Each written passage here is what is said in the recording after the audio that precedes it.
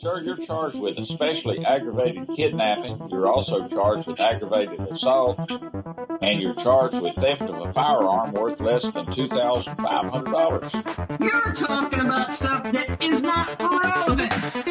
Hello and welcome to the Court of Public Opinion. I am the Recovery Addict, and boy do I have a case for you today. Why is the dog chewing on this guy? I think they have got the wrong guy there. Got the wrong guy, and the dog was biting him. He roughened him up quite a bit. There's a lawsuit. Is the next search on February 28, 2020? 7:44 p.m. How, period, does the FBI find people? The people's misspelled P-E-O-O-P-L-E. I object. Did the defendant find out how the FBI finds people in this case? Or she found out?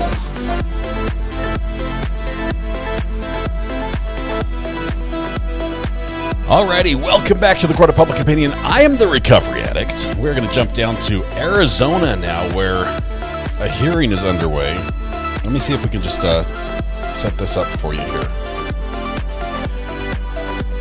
4 boxes. One is 2. 2 is 3. 3 is 6. 5 is 7.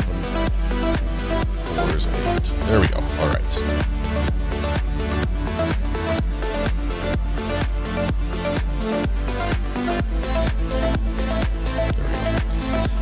It looks a little something. Hang on. I need to get it sorted here.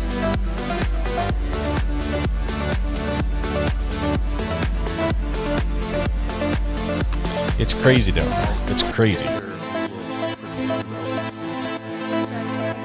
Yes, so I do not have any. I'm following We're looking everybody. for some confirmation from when those went out. Who would like to be present? He's in the courtroom currently. He has been noted. That is, first of all, have relevant information and likely to be called as a witness. Let's see, just 1 second. Yes. What's the relevant information? There's several things, but They're arguing about a witness, he Mr. will be Bedro, called who's in the to courtroom. talk about things that he was involved with my husband during that time. Well, has the state interviewed this witness This is crazy. or potential witness? Not with regards to this case. I don't know what he will be called to talk about things means, so I would like a little more information. I'm not getting any audio here. Hang on. Relevant information. Trying to get the Which, best as I've said, sound is possible. Testimony that makes a fact more likely or less likely, that's an issue in the case. So what fact would he testify about that make it more likely or less likely? Can you give me some sort of specific information that you would expect him to testify to? Yes, Your Honor. Communications with my husband. Communications with my husband up to the date of his of this incident. What would those communications be? And how are they not hearsay? Oh, they're hearsay. They're his communications with my husband. That's how they're not hearsay. Okay, and what type of communications? Phone calls, text messages. I meant what substance? Can you give me some idea of the relevant information that he would provide to the jury that would help them make a decision?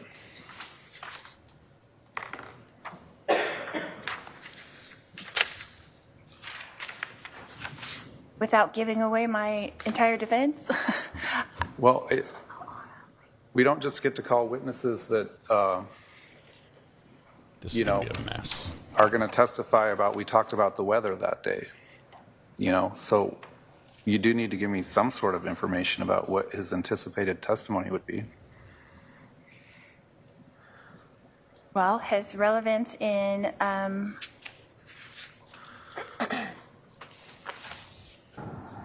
coming that day to do an intervention on me with the family.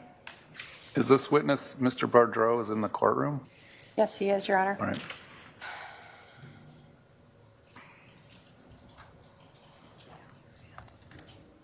All right, let's go on sidebar. They're arguing about this witness. Hang on 1 second. Super source.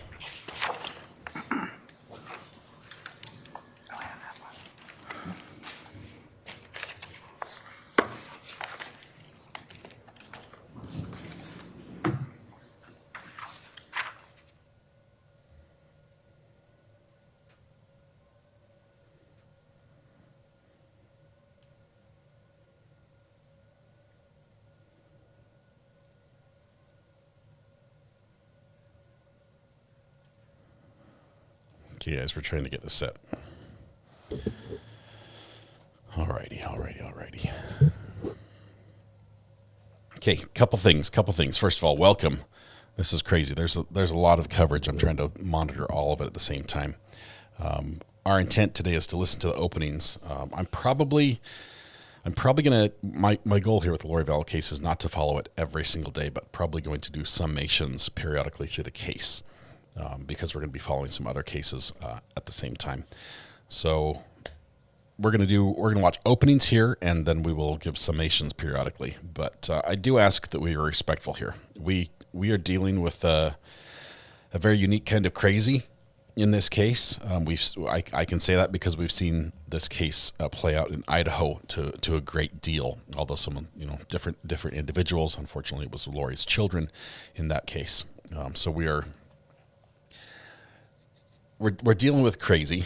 And we're dealing with somebody who cites religion as the reason for some of what she does.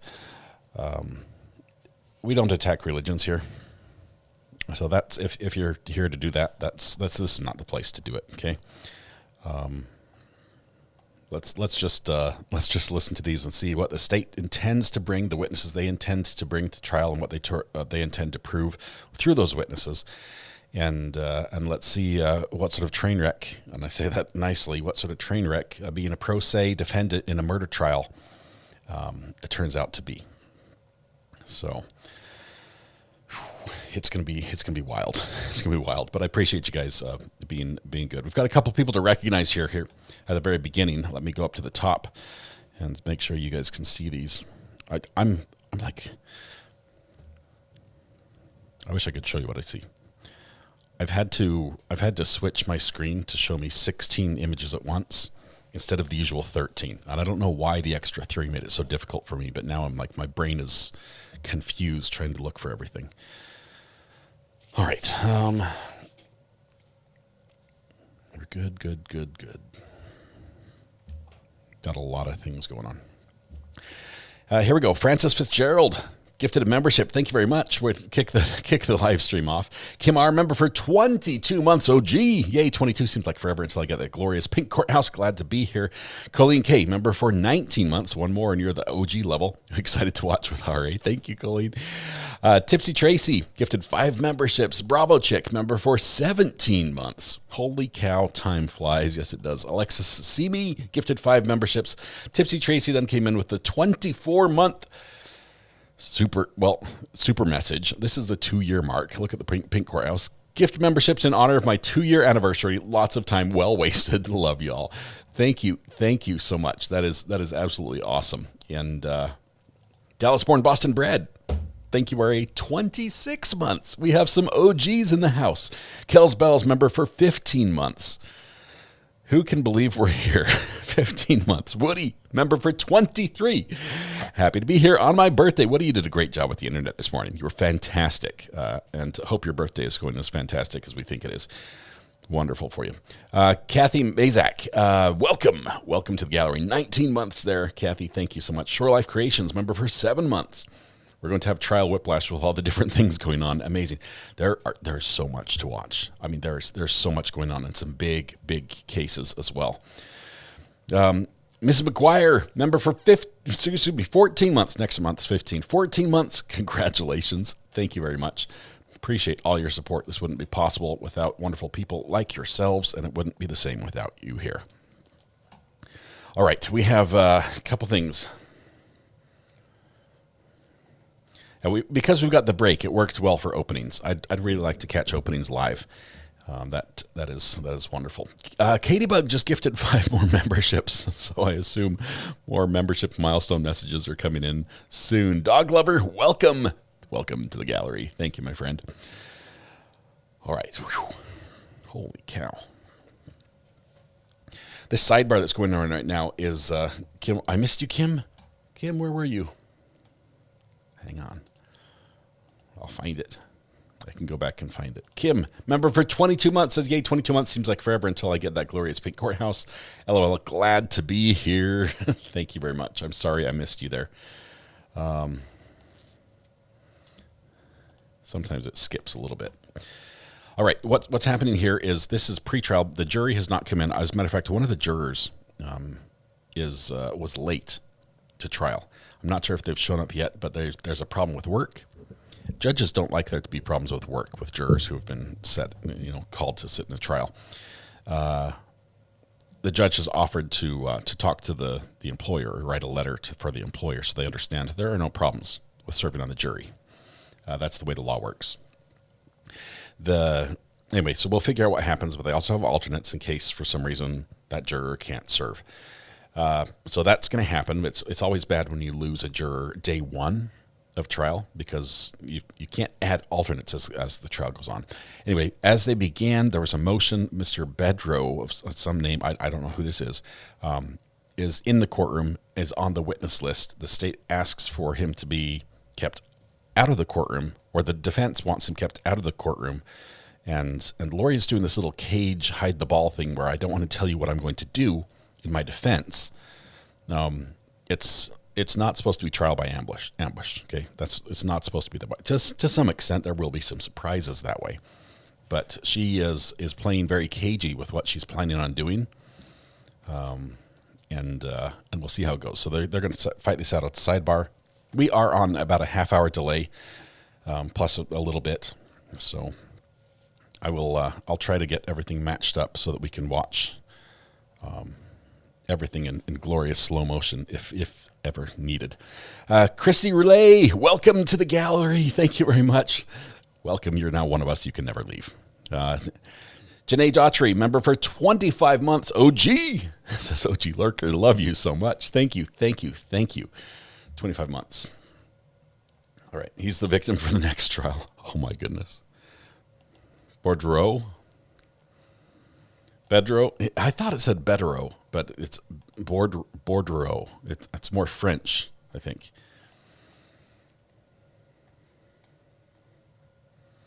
The man is the subject of the next trial and her ex-cousin-in-law.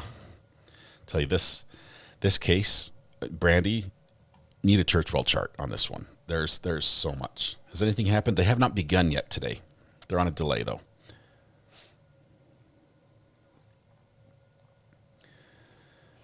Juror has no problem being on the jury, but the juror's employer has a big problem with it. Attempted murder victim was in the courtroom. That's a different trial. What do you mean when you say OG? It stands for original gangster. That basically means, I was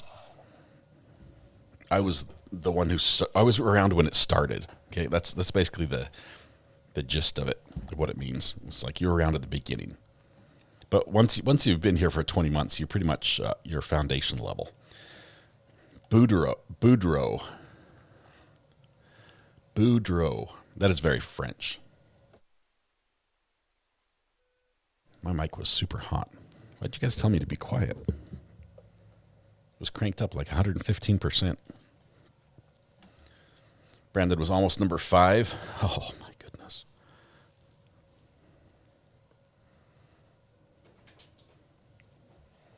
Hey, little Ari. How's it going? Boudreau. How can you get dro, such a short word, out of such a long name? Because you're like, dro. See that? You're like losing half the letters.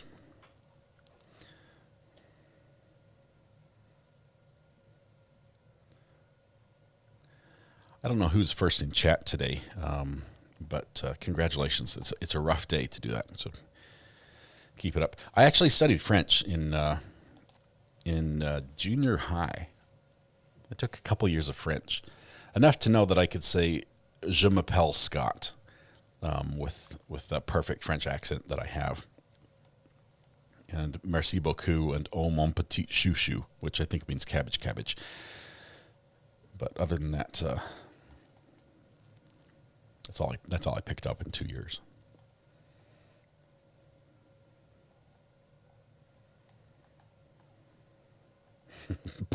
Not Bodrux. Close, Teresa. It was that was going to be my second guess.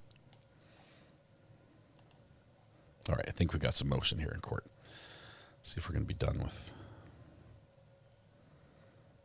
this little portion.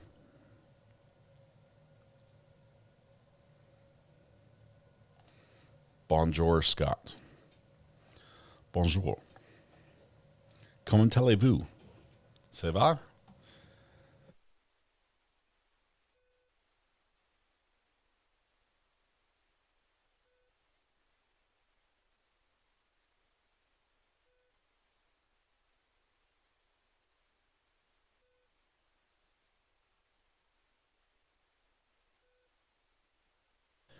Okay, so this is just Charles, Chris. This is just Charles' trial.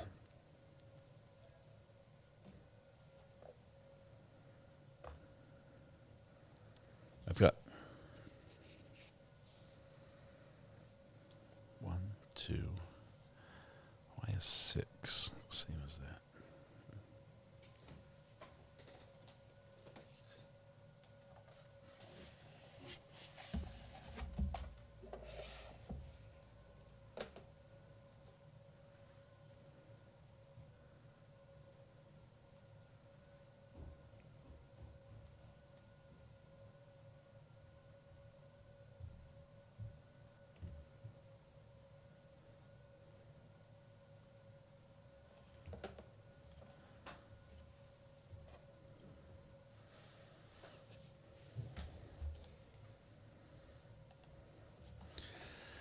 Très bien, merci, et tu? I'm good, thank you, or good, thank you, and you. Steph, I don't want to get your hopes too high. We are covering a Michigan trial with Linda Sturmer, which is on break today. We are going to cover the openings here together. But other than that, it's we're going to be going from here, from Linda Sturmer to Karen Reed, I think, unless things change. But I might be doing some wrap-ups on this one periodically, or some takeaways. Ashley, there is a big thread of this one taking a long time. As we saw in our last little clip that we watched in Judge Oakley's courtroom just before lunch, a pro se defendant typically takes a lot longer to do the same thing that even if they're, accomplishing the same end goal. Like, I'm not talking about SOV-sit stuff, but a pro se defendant usually takes longer to formulate the questions and to ask the questions and to get to the point in the questioning of witnesses and everything else. It's just a slower process for sure.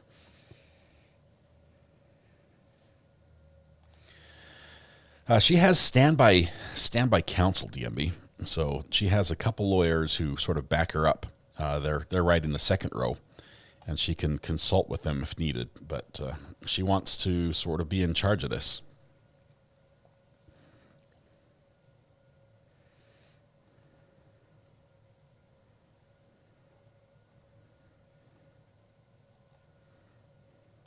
My favorite French thing is the n'est pas, to make things negative.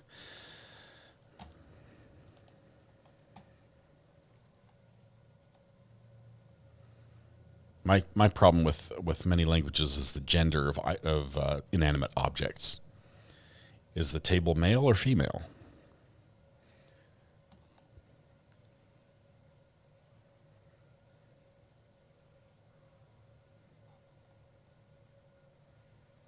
Is she calling Chad as a witness? That would be interesting. I don't know. I don't know how that would go.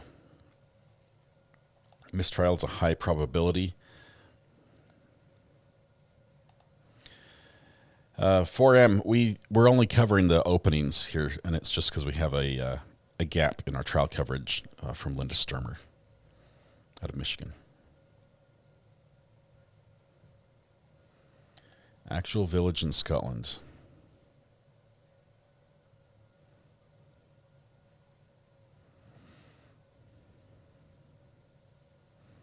Is it Ecclefecking? I don't know how to say that, Sloth Life. All I know how to say is Nair Casticlut til meazut. That's all I can say in Scottish.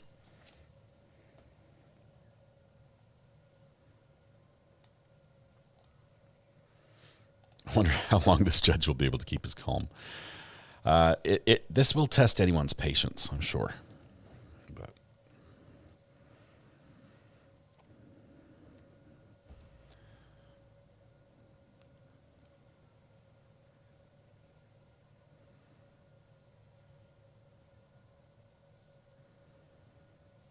The sidebar takes a bit.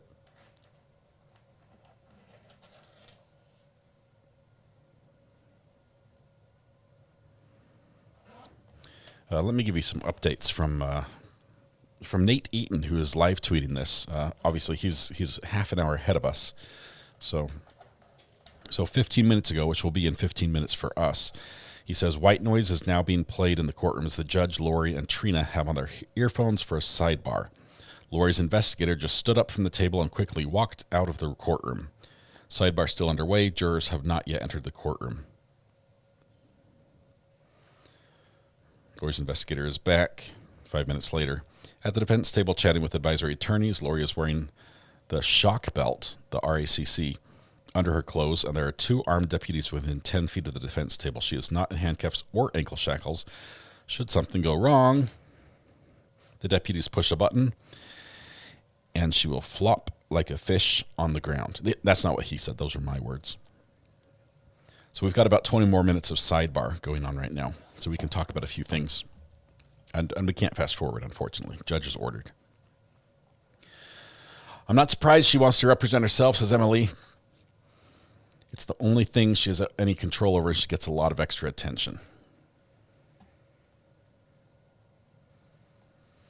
It's already living up to the crazy I hoped for. JT, those you might have to eat those words later on. It's gonna get painful, I think, in this trial.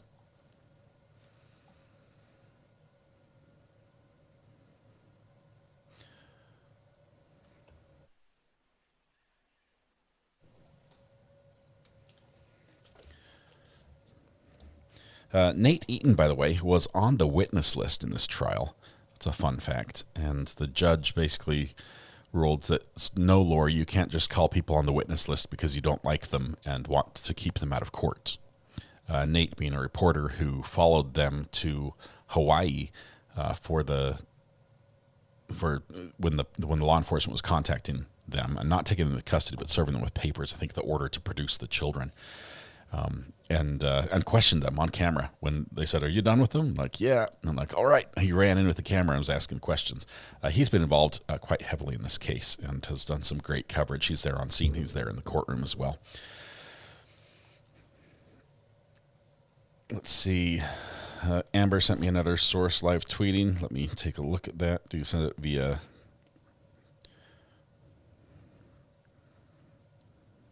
what? Mod chat?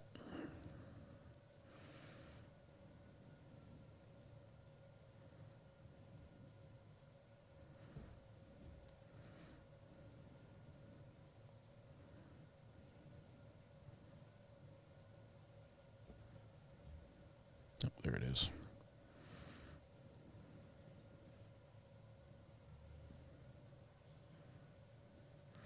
Justin Loom from Fox 10, also in the courtroom. Thank you very much for that.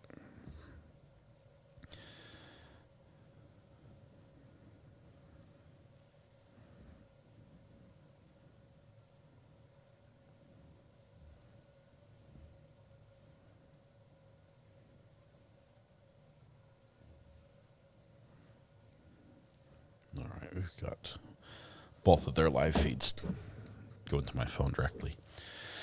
Pretty Lies and Alibis is also there, live tweeting as well. Lots of great names, great individuals following this trial. So once we jump off this one, there are plenty of great people to go to, which we're super excited about.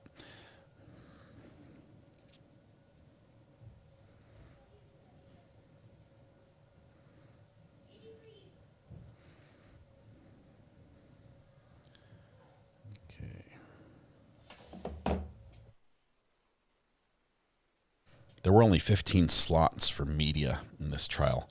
People lined up starting at 5 a.m. for this noon start. We're only covering the opening today, rolling with 7. Tomorrow we're going back to the trial we're in the middle of out of Michigan.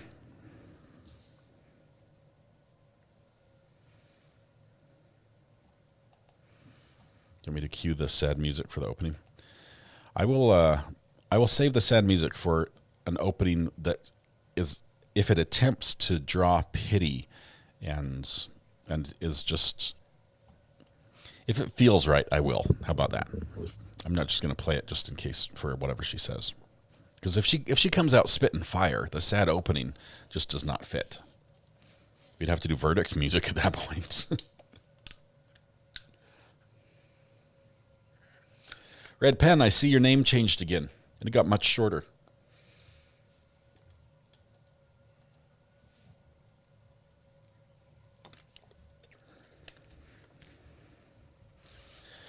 Katie Bug, I think the problem is we do have a pro se defendant. These processes are very easy for a lawyer to work out and difficult for an inmate to work out. She is in full-time custody and will be for the rest of her life. And she's expressed how difficult it makes just doing regular things in court. And it does. It's tough. Sorry.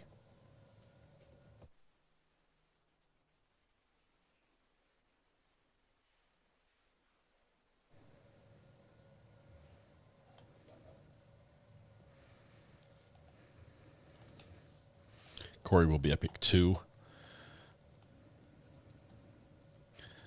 trying to cover both the KR trials, but the trip to Bear Lake at the end of July,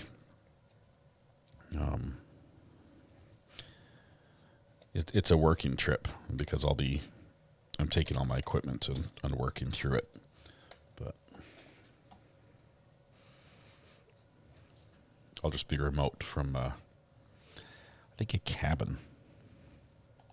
I'll be in a cabin somewhere, hopefully with good internet. Darrell Brooks going pro se in his appeal. That should be great, DMB. I mean, what could possibly go wrong there?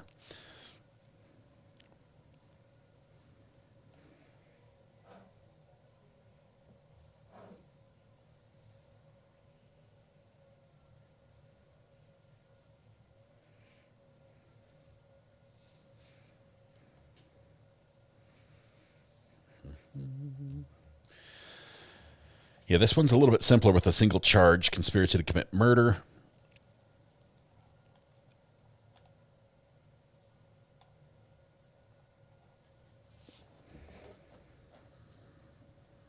One second, let me see if I can get this.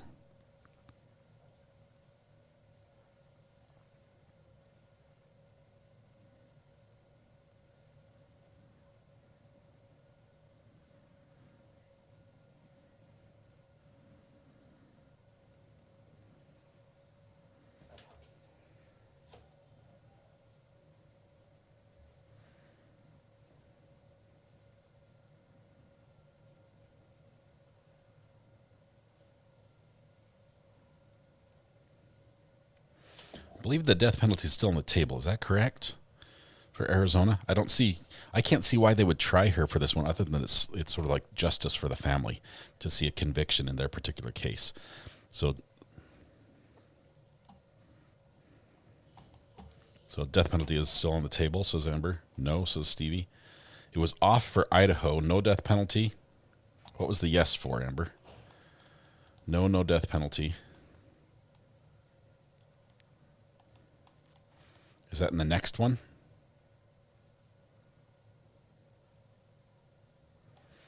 So justice for the family. The reason why I say that is nothing will change. This outcome of this case will not change anything about Lori's, the remainder of Lori's life. She will be in prison for the rest of her life based on her previous convictions. All this does is it gives closure to the family and justice for the family, where they got to say, to basically see that the person that was responsible for Charles's death was held accountable if she's convicted.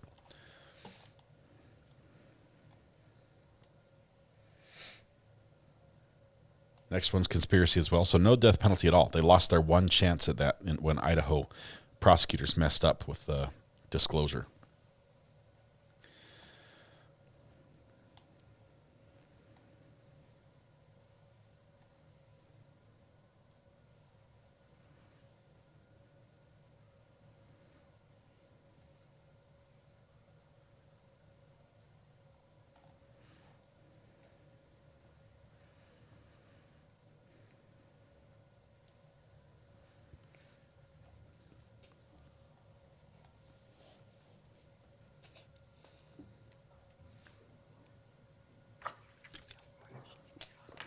Here we go.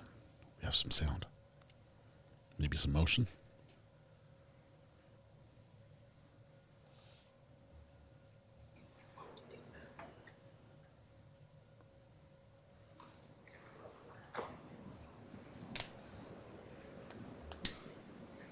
Still working on the audio to perfect it here, but we'll get it as good as we possibly can for you. It's a pretty good audio system, this courtroom. It's pretty high tech. Should all meet at Bear Lake. It looks fabulous. Oh, the Bear Lake is the Caribbean of the Rockies. It's beautiful. That sounds like a judge breath right there.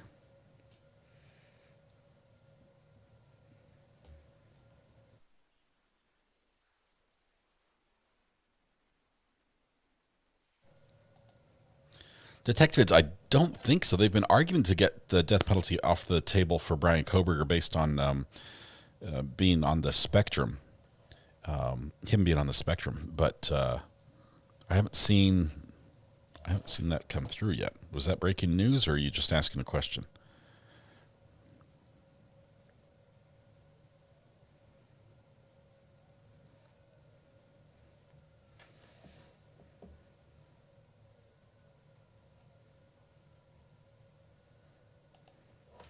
Last I heard, it was still on. Let me do a quick check and see if something major has dropped.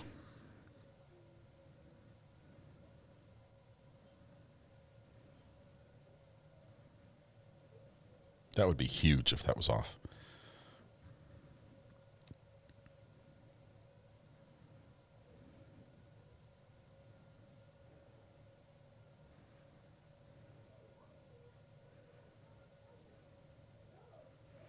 Yeah, as of this morning, it was still on the table.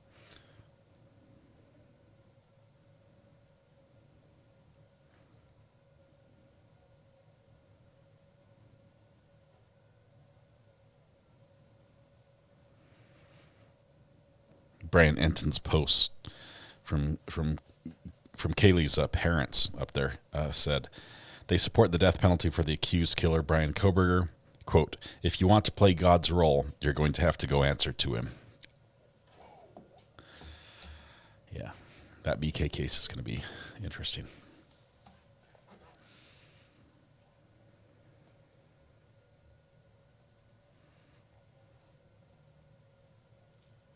The hearing's going to be on the 9th for the motions in limine.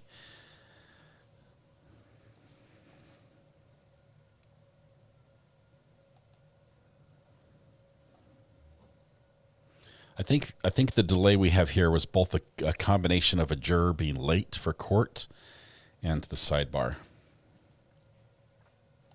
Lara Fry, welcome. Good to have you here.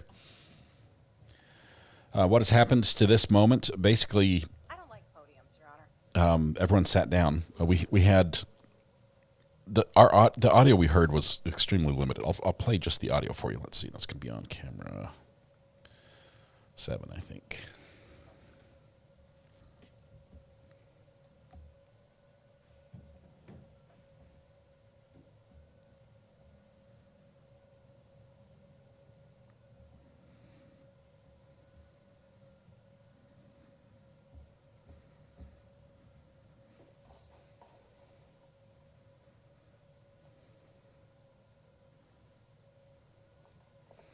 Give me a second here.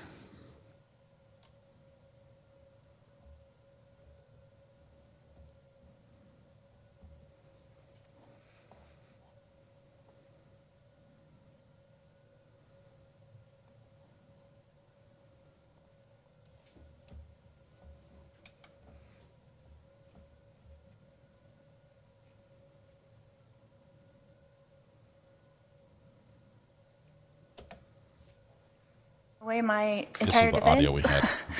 Well, we don't just get to call witnesses that, are going to testify about, we talked about the weather that day, so you do need to give me some sort of information about what his anticipated testimony would be. Well, his relevance in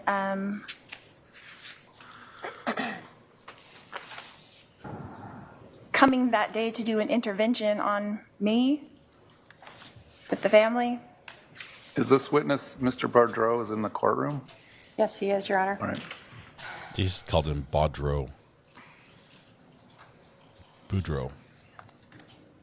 All right, let's go on sidebar. So that's the last thing we heard was let's go on sidebar, and they are. They're on sidebar. Let's see. Stephanie, member for 13 months. 13 amazing months. Thanks, already. Stephanie, thank you very much. Appreciate your support. Congratulations on 13. Are we watching the seal? We are. We're waiting. Letting this thing play out. Let's see. We can go back and watch. We've got live audio on as well. So we're going to take camera 3 is our live one. So we're going to take that as 7.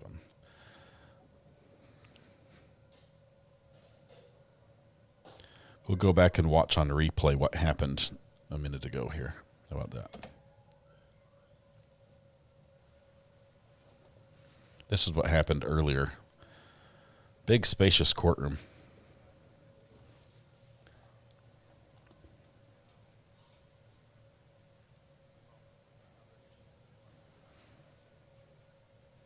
Waiting for the audio to kick in. Because we're getting a little bit later start, I'll keep juror 3 after into the lunch hour individually about whether it's really him versus his employer, and offer to write a letter if he needs one to his employer about the requirements of jury service, and just sort of feel out that situation a little further, but we'll keep him on for right now. Please silence all phones. As I said, we are still missing 1 juror. As soon as those jurors all get here, we will proceed into the opening statements. Judge, I did email the court staff about an individual, Brandon Boudreau, who would like to be present. He's in the courtroom currently. He has been noticed by the defendant back on March 6th as a potential witness. He has not been subpoenaed to date. He is here and would like to be present in the courtroom for the trial.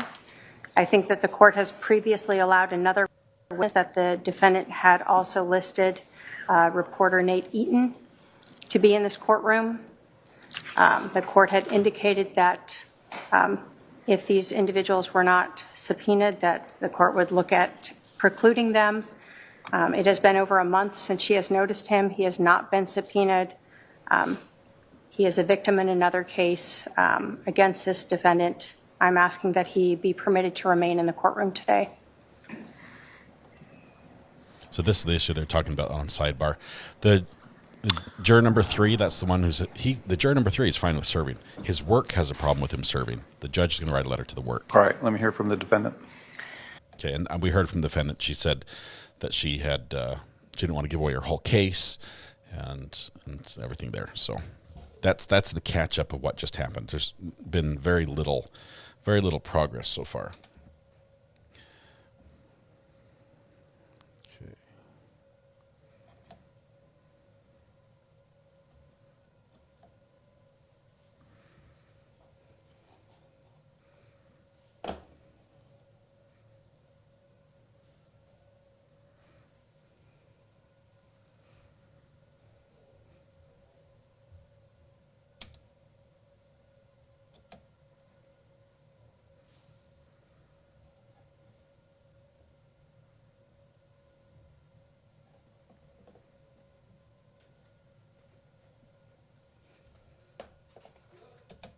Hey, Mrs. Ari, how are you doing? Welcome. This is the same courthouse where Jodi Arias was tried. The courtroom directly across the hall. Amazingly enough, wow, famous hallways there. Can I ask a question? You can always ask a question. I don't have headphones plugged in for you though. Okay, so I just want to clarify, make sure I understand this properly. The person that the prosecution has said text messages or some information to provide to the court that shows he does in fact have relevant information, he might be called as a witness. But so far, the court can't find that Mr. Boudreau has any relevant information to this case. Therefore, Mr. Boudreau struck again without prejudice from the witness list. He can remain in the courtroom. We're going to bring the jury in. The other matters that were raised by the defense we'll talk about at another time when the jury's not waiting. Sorry, Mrs. Ari wanted to know why she didn't want the guy in the courtroom. I just told her off the air that he was someone that she has another proceeding against, or that has another proceeding where against her. So, all right, I did not. So I answered Mrs. Ari's question, but the judge started talking, so I talked to her while the judge was talking. Hope that's okay.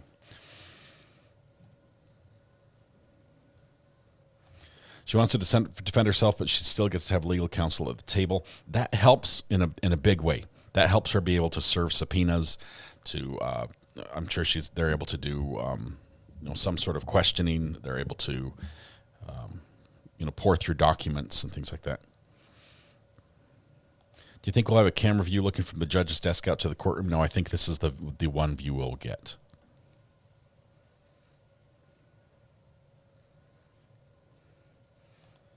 He is the victim. So what the judge said there as a response is basically, as if you can show me some text messages somewhere where this will be relevant to this case, then yeah, we'll exclude him. Because if he's going to be a witness, we'll exclude him. But there's really nothing. There's nothing.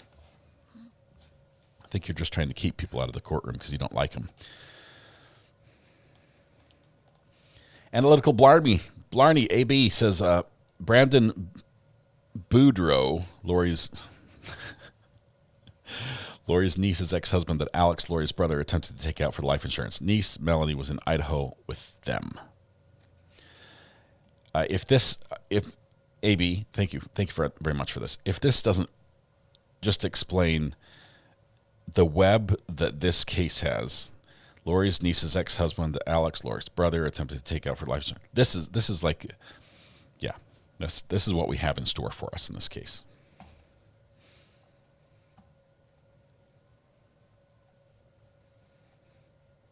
Yeah, Lori doesn't like being zoomed in on her face. That's the problem we had in Idaho when the cameras got thrown out of their case. This is a wild one. Oh, yeah.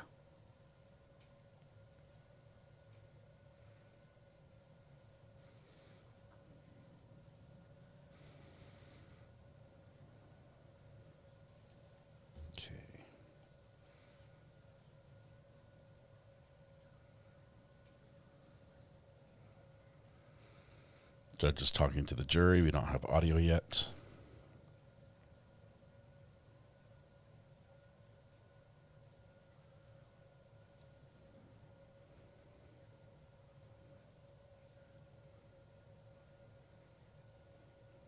Testified to by a witness who has been sworn in and is answering questions from the witness stand. Therefore, it is important to remember that what is said by both the prosecutor and the defendant in opening statements and later in closing arguments is not evidence.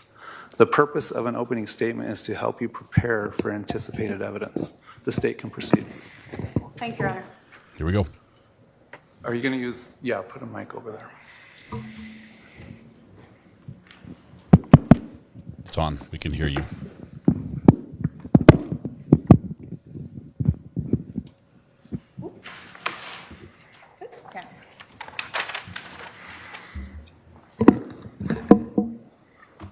Camera's being very careful. So I'm going to need you to stay close to me the next couple days. Mel, too. She can't go to Utah. They're planking some kind of intervention, but want Mel out of the way, so I'm left alone. I need to come get the stuff at your house tomorrow and secure it. Lots to do. Thanks for standing by me. It's all coming to a head this week. I will be like Nephi, I am told, and so will you. Lori Daybell, the woman seated over here, wrote this to her brother Alex Cox on July 9th of 2019, 2 days before they killed Charles Vallow. But to understand why this is so meaningful, why this is relevant, you have to understand the context. So let's talk about it. In July of 2019, Lori Vallow was married to Charles Vallow. Lori Vallow lived here in Arizona, Chandler. Charles Vallow lived in Texas. In July of 2019, Lori Daybell was Lori Vallow, married to Charles Vallow. In July of 2019, Lori Vallow wanted to be Lori Daybell, wife of Chad Daybell. And in July of 2019, Lori Vallow wanted to keep the same lifestyle that she had with Charles. And she could get all of this if Charles was dead. She could marry Chad Daybell and become Lori Daybell. She would get a $1 million life insurance policy from Charles Vallow. She would get Social Security for herself and their son, JJ, as a child of a dead spouse. And all of this would be true if Charles Vallow was dead. So what about Nephi? Well, Lori Vallow, Chad Daybell, and Alex Cox all believed that those who disagreed with them were dark, possessed by evil spirits, sometimes called Z's or zombies. Sometimes they had names for these evil spirits like Ned. Lori, Chad, and Alex used religion, the Church of Jesus Christ of Latter-day Saints, and a story of Nephi, a prophet, who was directed by the Holy Spirit to kill Laban, to obtain brass plates and secure the long-term prosperity of Nephi's descendants. Lori used this religion and the story of Nephi as justification to kill Charles Vallow, just like Nephi killed Laban.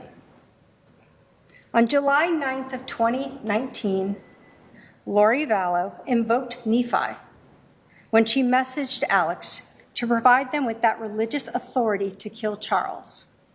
After months of trying to get rid of him, they were finally ready to be like Nephi. So how did this begin? We go back to 2018. Lori Vallow met Chad Daybell. You will learn that in November of 2018, that Chad Daybell came to Arizona for a Preparing the People conference. And he and others stayed at Lori and Chad's house. Charles was actually out of town with JJ. Lori and Chad acted as if there was nothing between them, but nothing could be further from the truth. By January of 2019, Lori Vallow claimed that Charles Vallow was possessed by an evil spirit that she called Ned. You will see text messages where Lori and Alex refer to him as Ned. During this trial, you're going to hear from some women who initially were close in Lori's circle. These women will tell you they met her through the Preparing the People conference. They are spiritual women within the LDS Church. And initially they found Lori's spirituality infectious. But the more they listened to Lori, the more they started to find concern with what she was saying. One of them called it red flags. Lori began saying things like she didn't need to repent, that she was beyond that.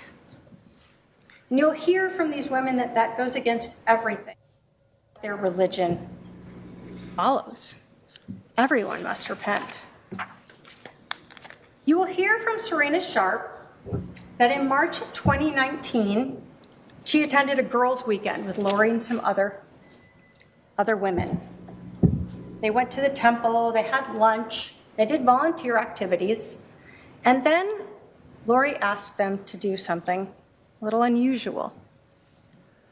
She told them that her husband was possessed by an evil spirit, and she referred to that as Ned. She told them that Charles was no longer in his body. She asked them to come together and try to cast out this evil spirit. Serena will tell you that she didn't ask Lori what would happen to Charles if that evil spirit went. She only knew that she had said Charles was already gone. She didn't know if he would come back or his body would just die.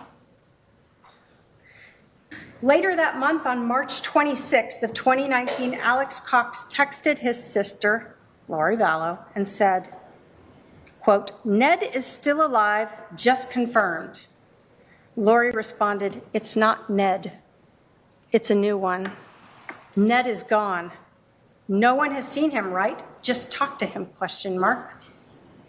Alex said, "Correct. Charles' body is alive." "What did you learn, question mark?" And Lori responded, "A lot. Still working on it. We'll call you later."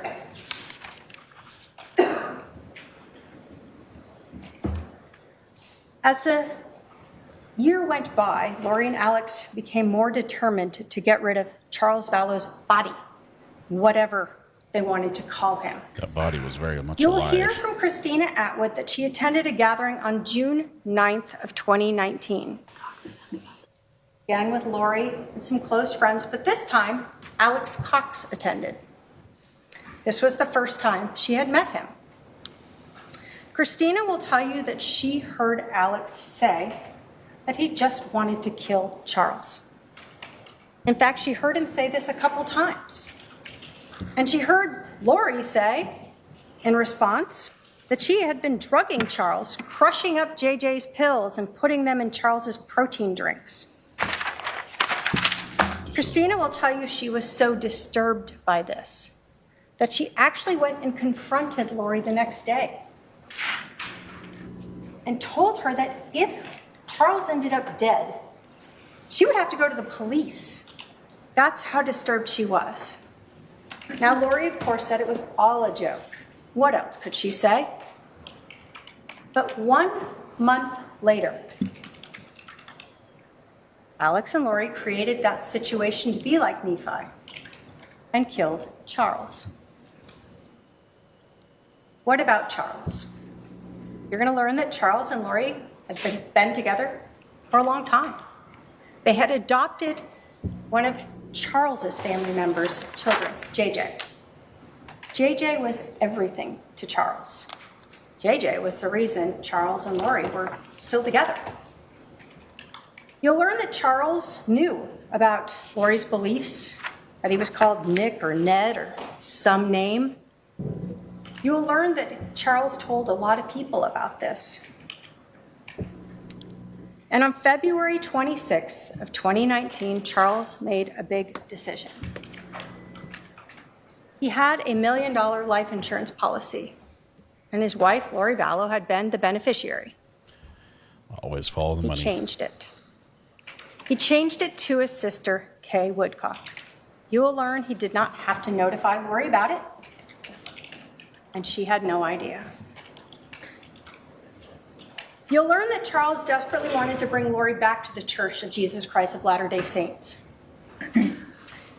You will learn that he was close with Lori's brother, Adam, and he was reaching out to him during this time period. This is what I'm watching. You will hear from Adam. Adam will tell you that he himself had heard the defendant say things that were outside the LDS religion, that she was translated. Charles was possessed. He knew she was no longer following the LDS faith. Then, June 28th, Charles found out that Lori and Chad were having an affair.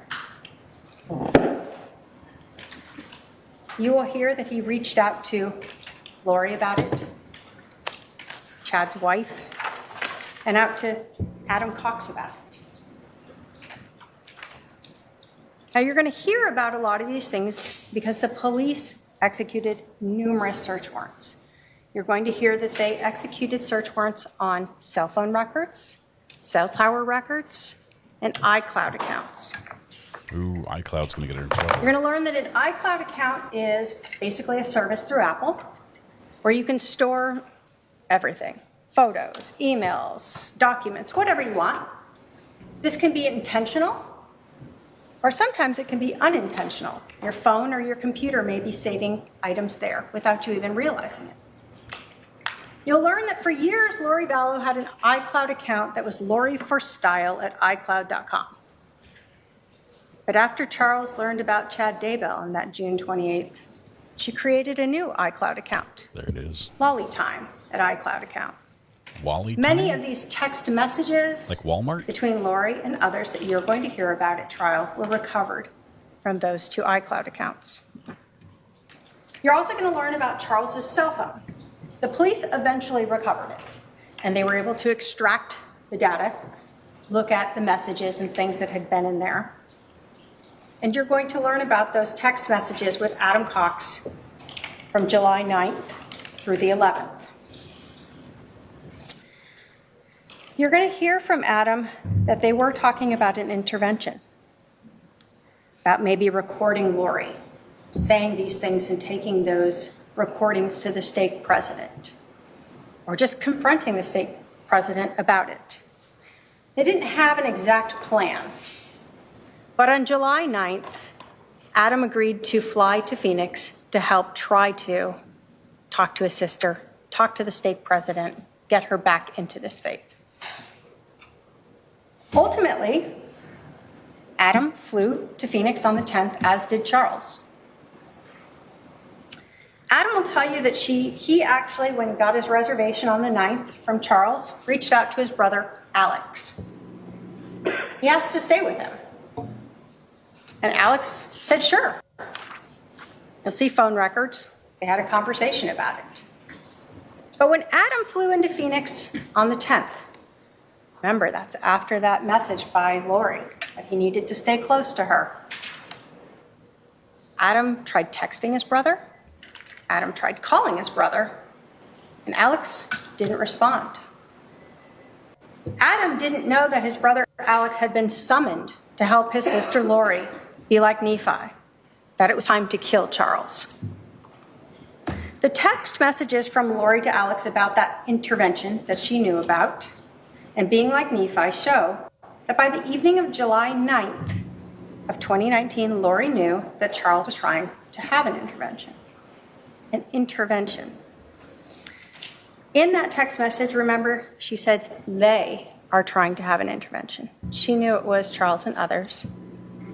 She also told her brother he had to stay close for the next couple days because she knew that she was going to be seeing Charles on the 11th when he came over to pick up their son, JJ, to take him to school. She told him, it's all coming to a head this week. I will be like Nephi, I am told, and so will you. A few minutes after Lori had texted Alex that message on July 9th that they were going to be like Nephi, Alex called his sister Lori, and they talked for over 56 minutes. A stake president is like a pastor that's over multiple bishops. How they were going to get rid of a local Charles. unit. A stake president is over Alex a would handful stay of local close units. with his gun, and he and Lori would be like Nephi. July 10th of 2019 is a day before Charles was killed. We know from text messages that by 7:18 p.m., Alex was already at Lori's house. He brought a garbage bag with some clothes and an orange duffel bag with his .45 caliber handgun and 2 extra magazines of ammunition. How many times are you going to miss? He was prepared. Stake president is over a bishop. We also know that the evening of July 10th, Charles sent a message to Lori letting her know that he would be over at 7:30 a.m. the next day to pick up JJ, to take him to school. Lori and Alex knew exactly when this murder would happen and where it would happen. They just had to make sure that Charles stayed in the house. You'll hear that on the evening of July 10th, Charles spent his last night alive on a date. He had been on several dating apps and appeared to be moving on. You will hear from his date Nancy Jo, that she and Charles had met on an LDS dating site a few days before. You will hear that she had talked to him and texted him for hours. Sometimes they would talk for 3 hours on the phone. Nancy Jo will tell you that Charles told her about everything of his relationship, his wife's beliefs, everything that was going on. And he had told her about this change to the beneficiary of his life insurance. She will tell you it sounded like a lot of drama, but she still was interested and wanted to meet this person, and so they met that evening for dinner. She'll tell you that she understood on the 11th that Charles would be picking up his son, that he was actually going to meet a realtor about finding a place to rent here so he could be closer to JJ, and that he was going to try to get in touch with Adam to meet up. And then they were supposed to meet later in the day. She will also tell you that she actually told Charles, kind of joking, but in a way to end the drama, why don't you just tell Lori that you changed the life insurance policy so she knows it's not her? Nancy Jo will tell you the next day, she texted Charles. She called him, and she actually thought he had ghosted her. She didn't know. He was dead. Until a few months later when she saw something on the news, a photo of him, and actually learned that he had been killed on July 11th. So let's talk about July 11th. That morning, Lori Vallow was up early, and she was texting with Chad Daybell. You'll learn that we do not have those text messages. They were not saved in the iCloud, but we have them from the phone records. Alex was already at Lori's house with his gun, and everyone knew that Charles was a punctual person and would be there around 7:30 to pick up JJ so he could get to school. You're going to learn that, like many people, Charles had left his GPS data locating service on his phone. So that means when his phone is moving around, it was constantly documenting with GPS the location of the phone. During this trial, you're actually going to see this data mapped out. You'll be able to see Charles come to the house, and then you're going to see his phone leave with the defendant and what she does all day with it. What we know is that Charles arrived at Lori's house at about 7:35. He texted Adam Cox and told him that Alex, or Al, is here. You'll see from photos that Alex's truck was parked in the driveway. Adam responded, "Really, I wonder why he never called me back." Charles didn't respond to that. Adam then texted, "They're planning something." And Charles responded, "Absolutely." Adam told Charles, "I was supposed to spend the night at his house last night. She probably blocked that." Charles told Adam, "What you do is up to you."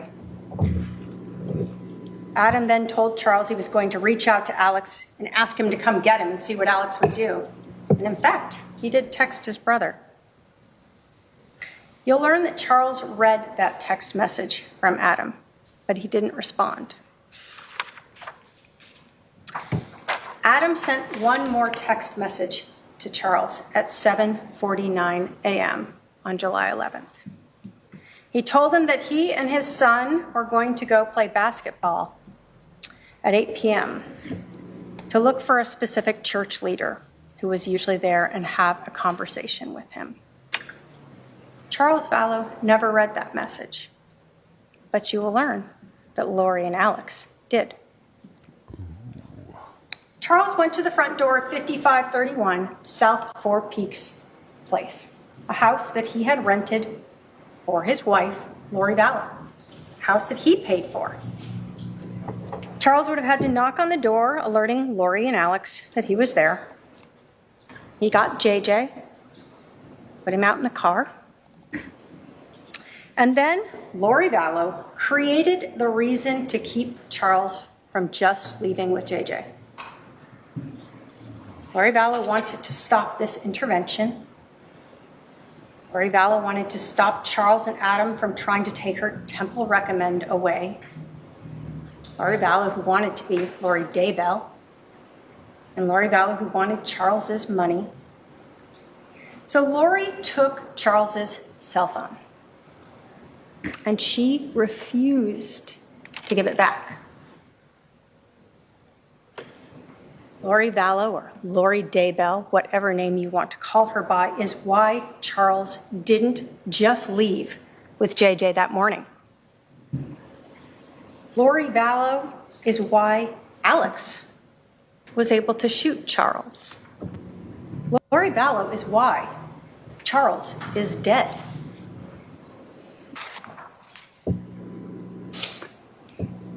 I want to tell you a little bit about the scene, this house, so you can understand what's happening here.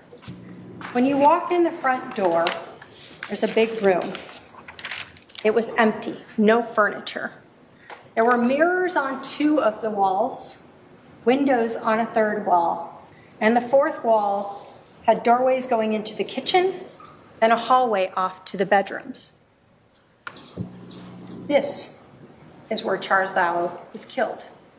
This is where Alex Cox shot him 2 times. The first shot to Charles Vallow was to his chest. It exited out his back. Charles Vallow fell to the ground. That would be fatal. He put his left hand to this wound, and blood transferred onto it. You will hear from the medical examiner that this shot went through his heart, and that a person can take seconds to up to 2 minutes to die from that type of wound. You will hear that a person can still talk and move after they're shot in the heart. And we know Charles was able to move since he put his dominant left hand on his chest and transferred that blood to his hand. You will see that. As Charles lay on the floor of 5531 South Four Peaks Place, Alex Cox stood at his feet and fired a second shot. That shot entered his abdomen, and it exited his left shoulder. The angle was significantly upward. Dr. Baumgartner, who is the medical examiner, will tell you that this wound was shored.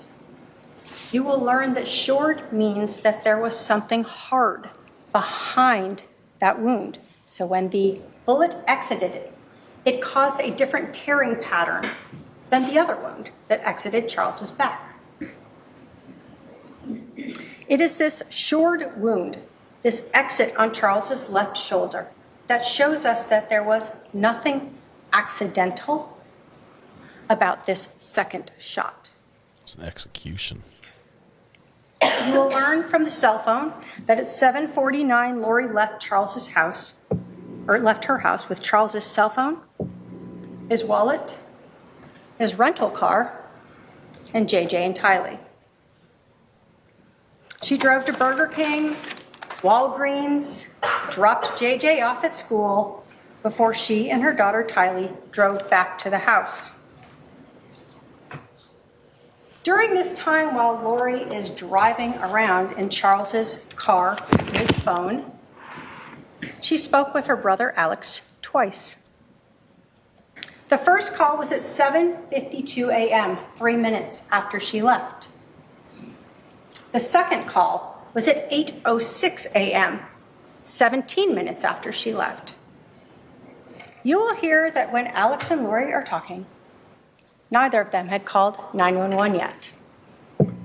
In fact, you will hear that Alex didn't call 911 until 47 minutes after Lori left. Charles Vallow lay dead on the floor of that house for 47 minutes. Thanks for the breakdown, before he AB called here. 911. Yeah, that time is going to... During this 47 minutes, Alex began staging the scene and making mistakes. You're going to learn that the police found a bat that was located on the right side of Charles to the north of his head. Like he had been holding it, and when he was shot, and fell. It dropped. It rolled up against one of the walls that had mirrors on it. What you're going to learn that is Alex forgot that Charles was left-handed. In fact, you're going to learn that Charles was a semi-professional baseball player. He pitched and he batted left-handed. So that bat was on the wrong side.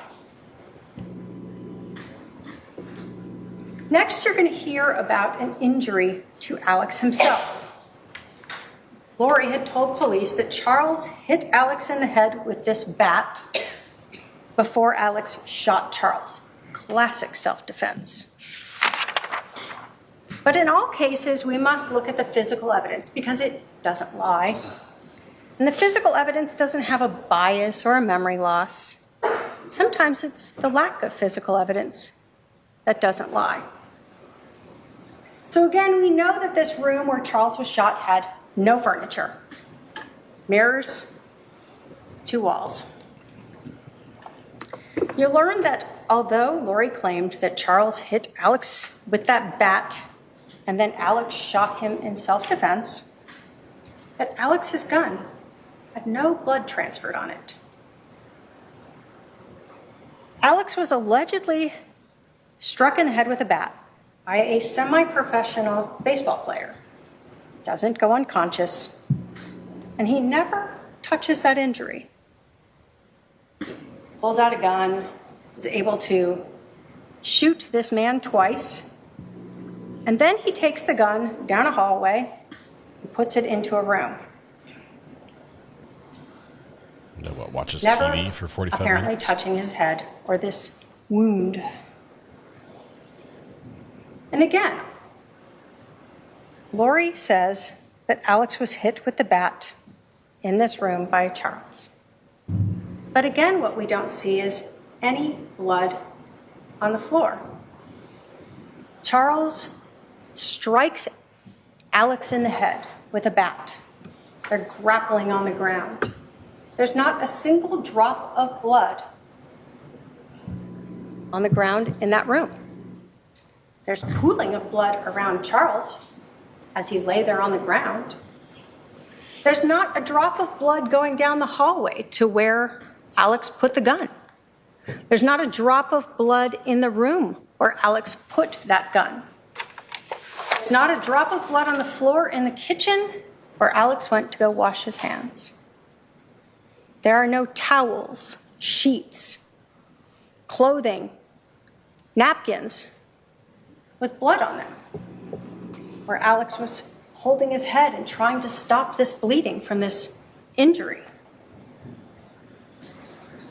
You will see on body-worn camera, Alex Cox, who's on with 911, come out of the house. He will have a phone in one hand and his other hand up, and you will notice that he actually has a pair of sunglasses resting on the top of his head. You will see at some point Alex sits down and they ask him to move to another location. They talk to him for a while, and then you'll see him eventually touch his head a few times, and then he obtains a napkin or towel, something, and you'll see him at times rubbing his head, patting it. That is the only bloody item you will see. Those sunglasses on Alex's head. He is struck in the head by a baseball player while grappling on the ground. He then pulls out a gun and shoots his brother, puts away this gun, deals with his injury, and yet those sunglasses are still right there on the top of his head. No blood on the floors, no blood on the gun, no damage to the mirrors, bat on the wrong side. The lack of physical evidence to help support this self-defense claim. Next, trajectory. The medical examiner will talk to you about the trajectory through Charles's body. The detectives are going to talk to you about the trajectory through the room. Dr. Baumgartner will tell you that the trajectory of that first shot to Charles, the one that went through his chest, through his heart, and out his back, was front to back, and slightly downward. It will be less than an inch downward. The detectives will tell you that the bullet from that shot, actually, as it exited Charles's back, ended up across the room in the baseboard. They pulled it out and recovered it. Both of them will say that this shot is consistent with Charles being standing upright with a person in front of him. The gun could be slightly down, or his hand could cause that little bit of downward angle. Dr. Baumgartner will tell you that that second shot that entered Charles's abdomen and exited his left shoulder, that the trajectory of that shot was front to back and significantly upward, 13 inches upward. It's a bad trajectory for a bullet wound. Dr. Baumgartner is also the one who will tell you about that shored wound. What you will hear from the detectives, though, is that when they found Charles on the ground, off to the side of his left shoulder was the other bullet on the ground, not embedded. They'll also tell you that when they finally moved Charles, they took his body away, they cleaned up the blood on the ground, and they noticed a defect in the flooring, in the wood, consistent with a bullet striking the ground. That defect was located where Charles's left shoulder had been. You will hear that both Dr. Baumgartner and the detectives found the trajectory, the wounds, were consistent with Charles laying on the ground, Alex being at his feet when that second shot was fired. The physical evidence does not lie. Charles was on the ground when Alex Cox fired that second shot. The injuries to Charles, the location of the bullet strikes, the trajectory of the injuries both in Charles and in the house, all show this was not self-defense. This was a staged murder scene. I told you that Lori Vallow left the house at 7:49 a.m., and we know this because of Charles Vallow's cell phone. The 911 call was placed at 8:36 a.m., 47 minutes later. The police arrived at 5531 South Four Peaks Place at about 8:41 a.m. Lori Vallow and her daughter Tylee returned to the house at 8:48 a.m. When the police first contacted Lori Vallow, they thought she had no idea that her husband was dead, that he'd been shot and killed. Initially, you will see body cam footage of an officer going up and just getting her information. Lori doesn't ask, why are all these police here? Why is there a fire truck here? Why is my brother sitting on the ground over there? Or is he okay? Instead, she comments about her neighbors. You'll learn that the police then pulled her aside to do what they call a death notification, to let her know that her husband was dead. Only to their surprise, she told them she knew, she was there. So at this point, the police knew they needed to take her to the police station and question her. You'll learn that Lori Vallow was interviewed by the police. She was treated very kindly. The police asked her what happened. Lori Vallow told the police that she took Charles's cell phone. She admitted that she was the reason that Charles didn't just leave and take JJ to school. I can fix the color correction, but it She told police in no uncertain terms that Charles was demanding his phone back, and she refused to give it back. Is that better? She told the police that even as Charles screamed at her for his phone, she walked away from him, wouldn't give it to him. Black and white is better. No matter what happened or what Charles said or did, she would not give his phone back to him. Lori told police that her daughter Tylee came out of the room during this screaming with a bat. That Charles took it away from Tylee, and Tylee fell on the ground. And she told Tylee to go out to the car with JJ. She still didn't return the phone. She told police that Alex came out, that he and Charles got into this scuffle with the bat. that Charles hit him in the head with the bat. She still didn't give Charles back the phone. What she did instead was take his phone and go around that wall into the kitchen. Left the situation. Time to let brother Alex be Nephi. While she's in the kitchen, she said she heard the gunshot, came out, saw Charles on the ground, and her brother standing at Charles's feet. Then she told the police she left.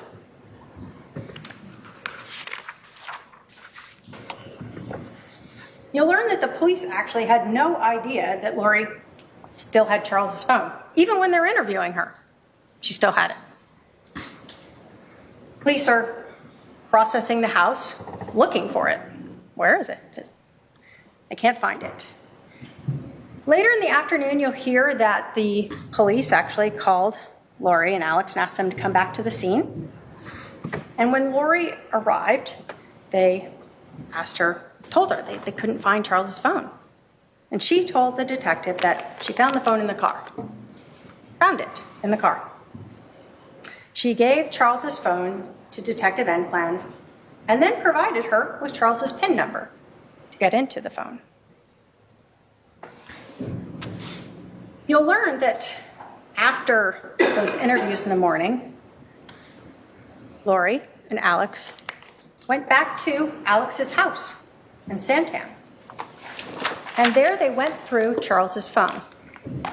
You'll learn that Alex actually took photos of some of the messages between Charles and Adam, including Adam's flight reservations. And he later sent those to his sister, Lori. July 11th. Lori didn't tell any of Charles's family he was dead. She didn't tell Adam that Charles was dead. She certainly knows they'd been talking. The next day, Lori texted Charles's sons from his prior marriage and told them, "Your dad is dead." Charles's sons reached out to their Aunt Kay about this, and you'll learn that Kay and her husband had to Google this, see if it was true. They found out that Charles had been shot.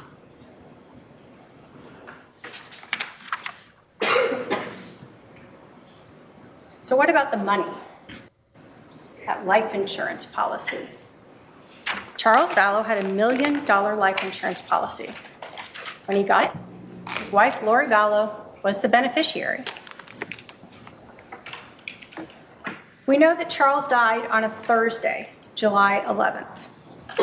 That next Monday, July 15th, Lori Vallow called Banner Life Insurance. The call was recorded, and you will hear it. She told the agent that Charles had been accidentally shot.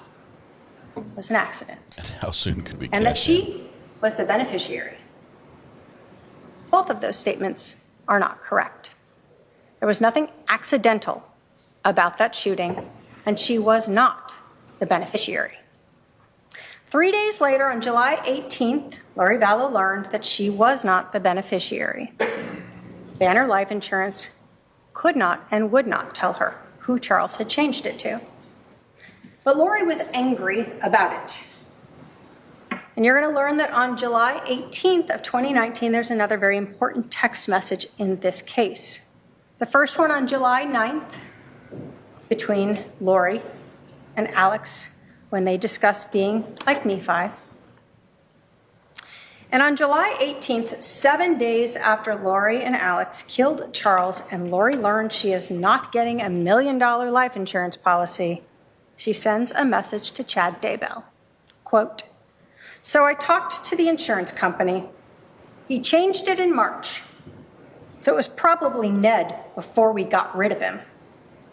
You can't tell me who, of course, but it's done. I'll still get $4,000 a month from SS." In this text message, Lori tells Chad that it was probably Ned, that evil spirit inhabiting Charles's body, that changed the life insurance policy before they got rid of him, before they killed him. After Lori found out that She was not the beneficiary. She was so angry that she actually went through Charles's laptop, found the beneficiary change form, sent photos of that to Chad. She also confronted Kay about it. The $1 million she had expected to get was gone. But as Lori told Chad on the 18th, she was still going to get money from the death of Charles. Lori knew already that a month before going to see Social Security, how much money she would get for JJ and for herself as a caregiver as a result of Charles being killed. $4,000 a month. Ladies and gentlemen, the evidence in this case is going to show you that Lori Vallow, Daybell, conspired with her brother Alex Cox to kill her husband, Charles Vallow. When Charles let Lori know he was coming into town, she quickly got the pieces into place. Alex came to her house with a gun. Lori created the way to keep Charles inside the house so that Alex and she could be like Nephi. To kill Charles Vallow to better at least her life so she could be with Chad and she could live off that life insurance policy. As we go through this trial, you will see photos of Charles's injury, photos of the crime scene, and hear testimony that will prove that this was not self-defense. As we go through this trial, you'll be provided with phone calls, emails, text messages, and hear testimony that lays out the motive for this murder: money and Chad Daybell. You will see text messages and hear from people who Lori trusted and who were later pushed away, people who really don't want to be part of this trial, but were pulled into it by this defendant and her desire to get rid of Charles to be with Chad. People who heard Lori for months saying Charles was gone, possessed. People who will establish that this murder was premeditated. You will hear text messages from July 9th by Lori to her brother Alex Cox that he had to stay near her, that it was all coming to a head, and she would be like Nephi, and so would he. A justified killing, just like the prophet. And later, the text message to Chad where she told him that Charles changed the life insurance policy before they got rid of Ned. A confession by Lori of how religion and money were twisted to justify Charles's murder. At the end of this trial, the state will come to you and ask you to hold the defendant responsible for the death of Charles Vallow and find her guilty of conspiracy to commit first-degree murder. Thank you. Okay, there was a lot in there that was religion-specific terminology that's a lot of people who are not familiar with the religion won't get. All right. It's going to get worse. Will the defendant be giving an opening statement? Okay, because of the lunch hour, your opening statement will start after lunch. I'm going to excuse the jury for lunch. I'm going to ask juror 3 to stay back. I need to talk to you about something. Please remember the admonition, jurors. We'll see you. Let's start. Everyone be back in the jury room 20 p.m. and we'll resume at 1:30. Thank you. All right. Okay, so let me explain just a little bit. The state used a whole bunch of terminology that's specific to a religion, and you might say, why would you talk about Nephi and stake presidents and I'm trying to remember the other terms they used. Why would you include temple recommends and things like that? Why would you include that in your case? Why not just say, here's the evidence? The problem is Lori's life very much so was this lie built around religion, and she used religion in a great, I would not say a great way, but a great deal of what she did. She used religion to get what she wanted. And so it was always in the terminology of the religion and in the environment of the religion and everything else that she was functioning. And so when she gets up and tells her case, she's going to tell it from her viewpoint, where she thinks she's right in the middle of this religion doing, God's work. which was interesting because everything she says and she does is completely different from what the religion she said she was part of teaches. So it's got some major issues there, but at the same time she felt or told everyone and carried on that she was very much mainstream in the church, when in reality she was far out.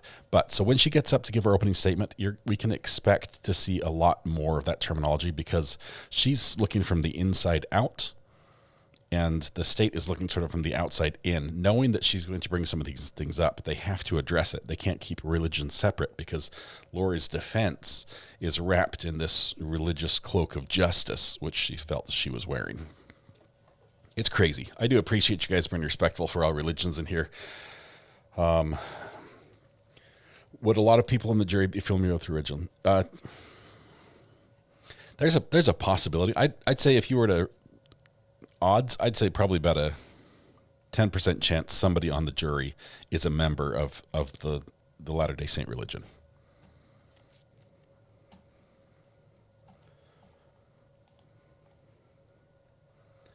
She abused the religion for her crazy behavior. Yeah, that's the best thing. So here's the thing. We went to lunch and we came back, and now they're just going to lunch. I'm working on some color correction to try to get this to look a little bit better. Follows. Let's see if we can. Everyone must repent. This is. You will hear from I'm just Serena tweaking Sharp some things here. that in March of 2019, she attended a girls' weekend with Lori and some other women. They went to the temple, they had lunch, they did volunteer activities, and then Lori asked them to do something a little unusual. So I can really change the colors She around. told them that her husband was possessed by an evil spirit, and she referred to that as Ned. She told them that Charles was no longer in his body. She asked them to come together and try to cast out this evil spirit. Crank the gain up. Serena will tell you that she didn't ask Lori Not that much. what would happen to Charles if that evil spirit went. She only knew that she had said Charles was already gone. She didn't know if he would come back or his body would just die. Later that month, on March 26th of 2019, Alex Cox texted his sister, Lori Vallow, and said, quote, "Ned is still alive, just confirmed." That's the wildest Lori thing. responded, "It's not Ned. We've spotted Ned. It's a new one. Ned is gone. No one has seen him, right? Just talk to him, question mark." Anyway. Alex said. Lots of stuff going on. We're caught up. They're at lunch. So this is Arizona, not Utah, right? But Intermountain West, there's a fair amount of members of the Church of Jesus Christ of Latter-day Saints in that area as well. Religion is not law, though, is it? No, it's not. It's not like that. This is crazy. This is really crazy. And part of the problem is, like, the prosecutor, how many times did she say, "Be like Nephi," right? Nephi is a prophet from the Book of Mormon, which is a book of scripture the Church of Jesus Christ of Latter-day Saints believe in. The prophet in the Book of Mormon, in the book, Nephi is a righteous person. He follows God's instructions. One of the instructions Nephi gets in the book is that there's a wicked guy that is there's sort of standing in the way between keeping the record, which is like a history. It's like basically the Bible, and keeping that from Nephi's family, who's been instructed by God to get it. And Nephi in the book is told to kill this evil man, Laban. So she looks at this story and says, well, Nephi was told to kill Laban. So there must be a time when killing is good. Thus, when I need to kill somebody, I am being like Nephi.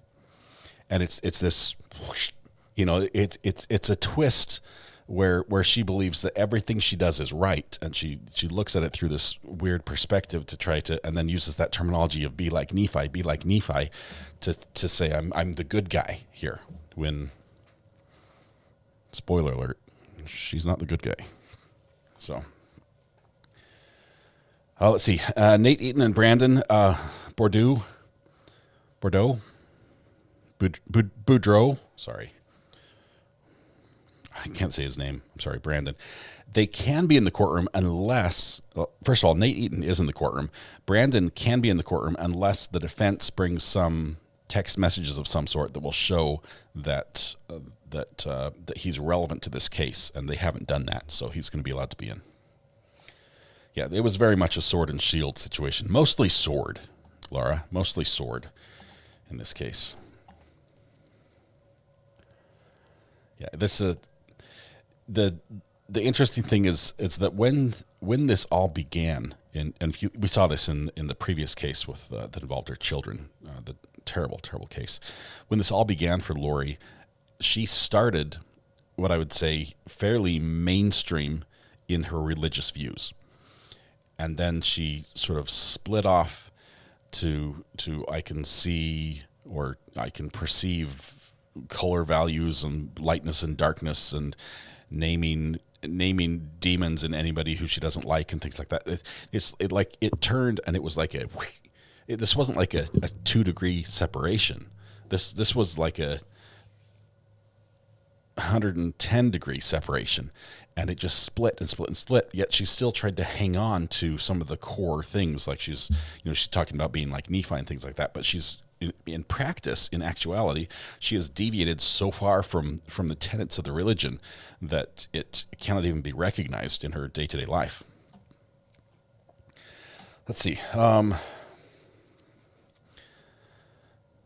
She took the parts that were useful. The rest was her own religion. Yeah. There was some crazy stuff, crazy stuff. But we're going to hear more. She's going to get up, and there's a good chance that she's going to talk about Jesus Christ, about her personal relationship with Jesus Christ, and how she is led by and will be vindicated by him, and you are all going to see. It is next level stuff. Just be aware of that. It's going to get wild, yeah. Has she opened yet? No, it's going to happen after lunch, so we're going to get another little break. I think she was always slightly aside from mainstream, but appeared to be very religious. Once Chad group became involved, she went off the deep end. Yeah, and this is something that the temple recommend that's mentioned. A member of the Church of Jesus Christ of Latter-day Saints has a temple recommend if they in a annual or semi-annual brief interview with their bishop, who was the immediate clergy member who's volunteer over their unit, if they meet with that bishop and say, I'm living the tenets of the church, basically I'm doing the things in my life that they're in harmony with the gospel. You answer the questions correctly. The temple recommend is basically a shall issue type thing. You say yes, it's good. There is, in that temple recommend process, the bishop is the primary person, but the stake president that was mentioned is the clergy member immediately above the bishop in hierarchy over a regional area. And he also will do a similar interview, almost verbatim questions. And the two of them will sign a temple recommend, which means that you're a card-carrying member of the church, where you have a recommend, where you can go to a temple and say, I'm allowed to come in because I'm living the tenets of the church. That's what it is. So she says she has this temple recommend. There are probably a few questions on that temple recommend that she might have trouble answering truthfully if she wants to maintain it, including some about, are you killing people? That's not one of the questions, but it's just, anyway, we'll try to clarify everything. If you have questions about some of the words, let me know. I'll try to explain them as best I can.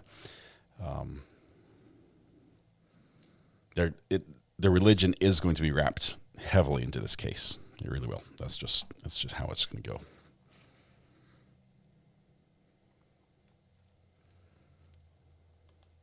Yes, this one is for conspiracy in Arizona. Chad already was tried for the murder of the kids up in Idaho and found guilty. He's on death row up there. He got the death penalty. Lori did not get the death penalty up there, although she was convicted. She's life in prison without parole.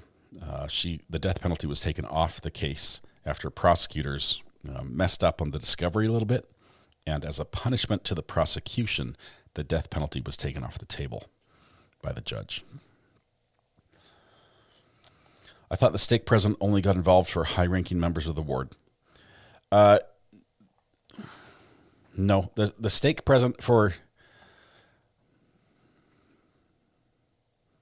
any church member who wants to get a temple recommend, they would see their bishop and their stake president, and the two are necessary to get a recommend. They would both have to, you'd basically attest to both of them that you're living the tenets of the religion, and then you can get a temple recommend. The stake president and the bishop are also involved with members of the church if there is some sort of repentance process that's really serious. We're not talking like, oh, I flipped off my neighbor again because he blew the snow from his yard into my yard. That's not what we're talking about here. If it was something like, yeah, I'm accused of murder, and I did it, and I feel really bad about it. You probably are going to have to do a lot of repentance in this life and the next. If you're committing fraud, blue collar fraud, or white collar fraud, you're ripping people off. You're doing scams that are, all the members of the church are donating to you, and you're taking it and building a mansion in Hawaii. If that were to come to light and you were wanted to repent of it, it would probably involve you not just saying, hey, sorry guys, I'm good now. It would probably involve talking to your bishop and your stake president. So they're involved in the repentance process as well, much like we see in some other religions where clergy members are involved in the repentance process through like a confessional. Let's see.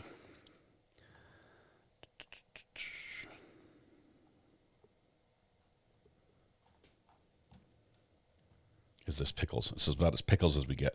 Can't wait to hear Lori's opening statement. I think it's going to be wild. I'm curious if she's going to attack the direction the state went on how they prosecuted her, or if she's going to go and say how right she was because she was doing what was right.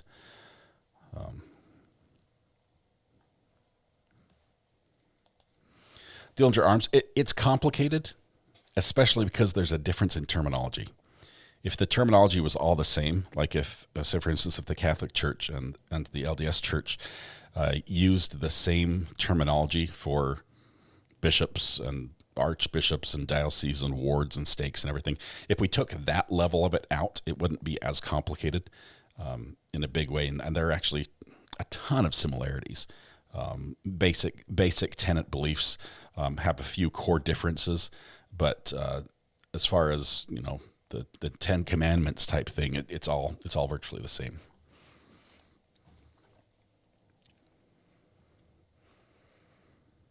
Do you think it helps she had this break before her opening, or won't matter?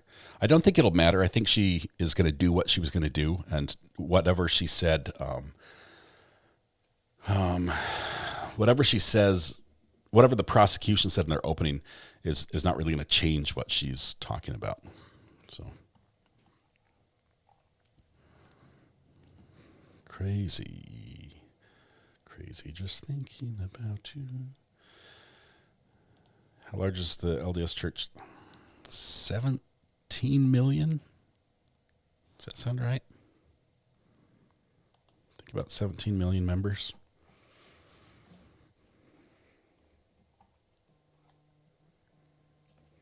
All right, we've got a call on the phone. Hang on a second. Call from Michelle's Mixed Media Madness. Hey, 4M. How are you doing? Good. How are you? Doing fabulous. Happy day. So I just wanted to call and say thank you for covering this afternoon. I know it was quite a decision. You didn't want to cover this case, but I really appreciate it because you have the best color, the best sound, and you fill in the space with the best play-by-play. Thanks for the kind words. I knew this was going to be a challenge, but I think going forward, it's going to be really hard for someone who's not familiar with the terminology the church terminology that will be used, and then also the family. I mean, you need two things. You need church terminology familiarity. You need all the players, because this involved a lot of different players. This case is a little bit simpler, but you need all those pieces put together to sort of understand what was happening and how the different things interplayed. But it's going to be a complicated one for that reason. It will. And another reason I called was to try to help maybe some who haven't been following the pretrial for this case. So her son Colby is not on the witness list and will not be called. Okay. She did not put Chad on the witness list, so he's not going to be called. So a lot of people have been asking that in chat throughout this pretrial. Colby's going to get up there and say this, that. There's just so much that they try to keep relevant to each case, when they try them. So he's not going to be called. And we don't need to hear from him. He didn't know anything that was happening during the time that they were conspiring to kill Charles. Yeah. So that's part of it. There's a lot of questions, and a lot of people have been covering this for years. So I think you guys have a Discord channel that has all the documents. So sorry, I just got an Amber Alert, an emergency alert during your call. Emergency weather. We might have a tornado. Hang on 1 second. Oh no, you got to stay safe. Let me check. I've never had a weather alert like that before. Hold tight. That wasn't Amber. That was weather. An urgent weather alert. Okay. Okay. Can't let anything happen to you in your studio and your family. Oh man. Yeah, we're right. It's barreling down towards us right now. Okay, well, I'll let you go, and you guys do what you need to do. All right, sounds good. Thanks. Hey, chat. Bye. Okay, bye. Okay, that's weird. Let me check on my kids. Hold tight. Let me check on my kids here.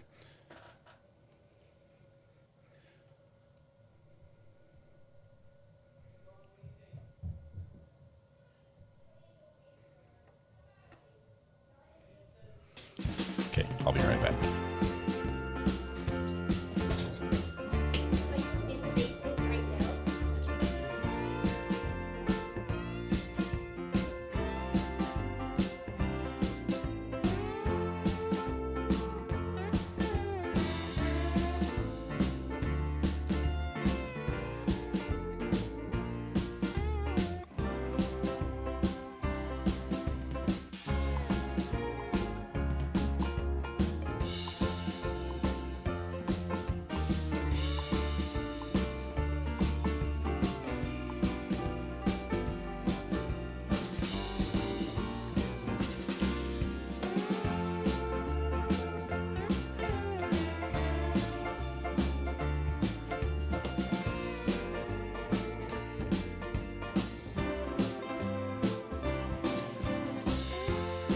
So we're all out on the front deck looking at the clouds.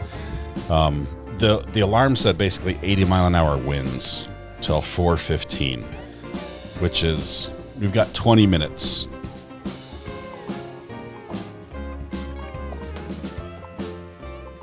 We'll turn the sound down a little bit.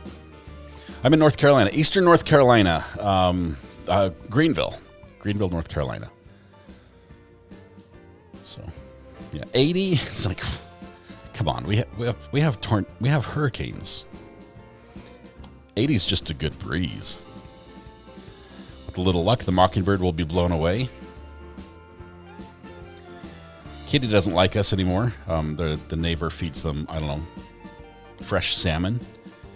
We have been trying. He'll come over and look at us and sniff the bowl and walk away, and just does not want the food we're offering him.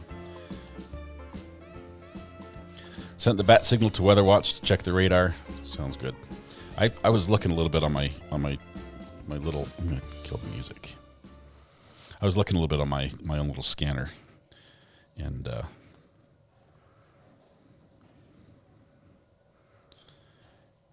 let's see. Severe thunderstorm warning until 4:15.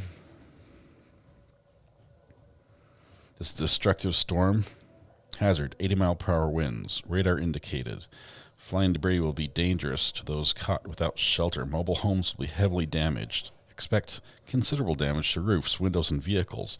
Extensive tree damage and power outages are likely.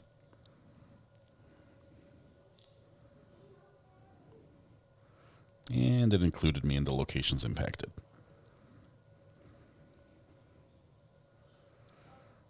It says, extremely dangerous situation with tornado-like wind speeds expected. Mobile homes and high-profile vehicles are especially susceptible to winds. May be overturned. Move to interior room of the lowest floor of the building. Yeah. It's all good. It's all good. No problems.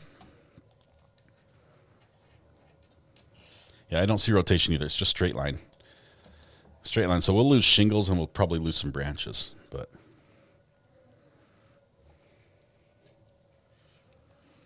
can you go live outside? I could. We'd have to end it here. I'd go live on my phone. They're at lunch. They're going to be back what time? Half an hour from now?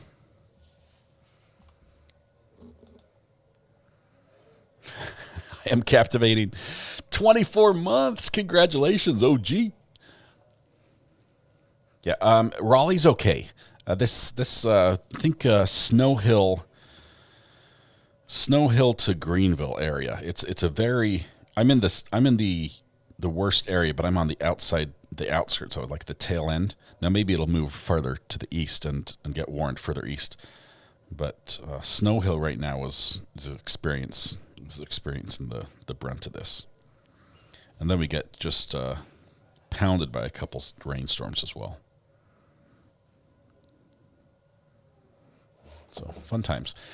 Let's see. Probably need to be from Louisiana to know how to say it. Boudreaux, as in go Tigers. Buttercup sends hugs and butter sugars. Thank you very much. I had to focus on that one. Jennifer Adams, thank you very much. Love this community. Storms are no joke. Got hammered in Indiana. Wind was bad. Hope you don't lose your internet. Well, I've got Sky.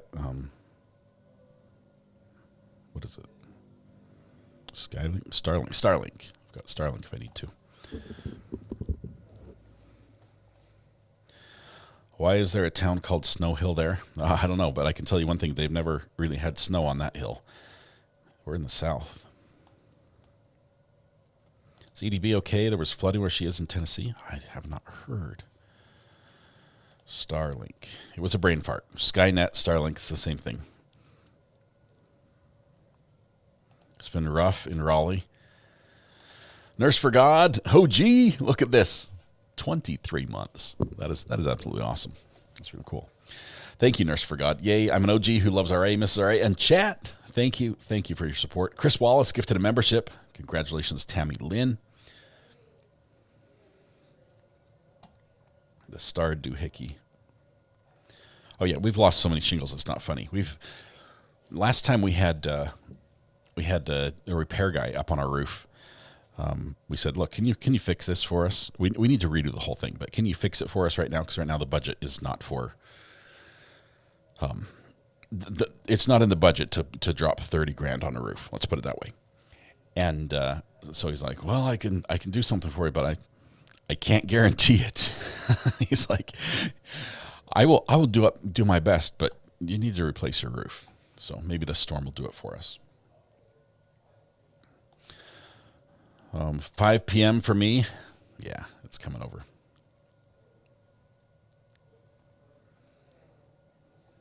Just posted on Facebook of current radar. Yeah, it's rough.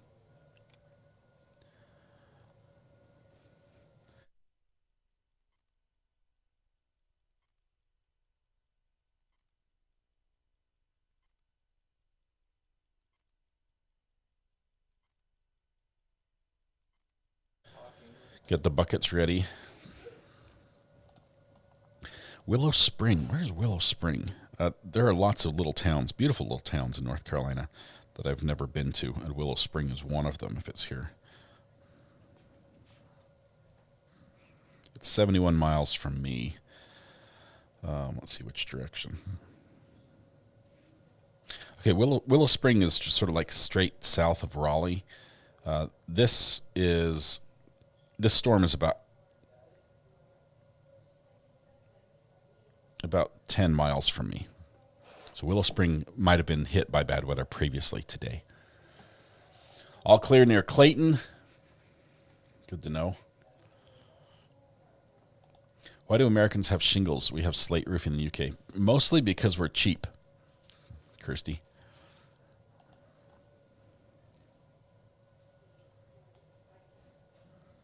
You saw a hand. Danny Austin hit the 24-month mark. Wow, 24 months, that's like nearly 2 years. Longest relationship I've ever had. Love y'all. That is great. Oh, my goodness. They came through Asheville early this morning. Lots of wind and lightning. If RA has to sign off for safety, can we agree that we're all going to go to East Idaho News to chat? Yeah, I could portal us over there. Is he talking? I think I'm watching him. He's not. He's just got a placeholder up. East Idaho News is it's right here. They've got a live stream going of the trial, so that might be a great place to watch if I'm off the air.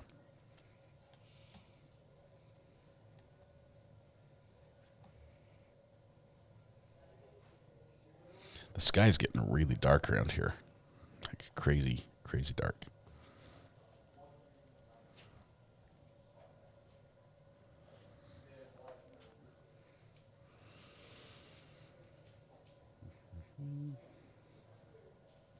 My neighbor across the street from me, KR, my neighbor, replaced his roof and spent the $30,000. Did a metal roof.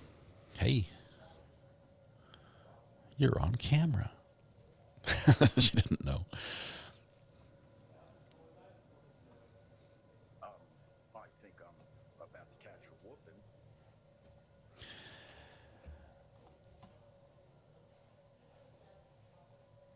Here's the problem I have with staying on this case, if I can be just plain and bluntly honest here. I believe in being respectful to everyone's religions. That's something that at my core is quite important to me. And I believe that Lori through her actions mocks her religion a lot and brings a lot of scorn and drama to religion that I don't think is fair. And for that reason, I don't want to be part of it that's rehashing that over and over. I think it deserves some respect, and for those who are amazing, wonderful people who believe and follow the tenets of their religion and have nothing to do with anything that Lori Vallow is talking about. Iris, member for 15 months, says just 15 months, but I truly feel like an OG. Love my RA family. Thank you. Have a metal roof. I love it. Love hearing the rain. I used to sell metal roofs back in the day.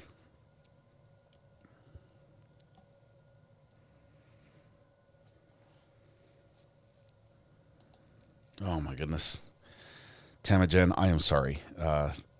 I think there's a special, just talking about religion today, I think there's a special spot in hell for bad repair people that rip people off. Especially those who have the least, who can least afford to pay for it. Oh man, I got another alert.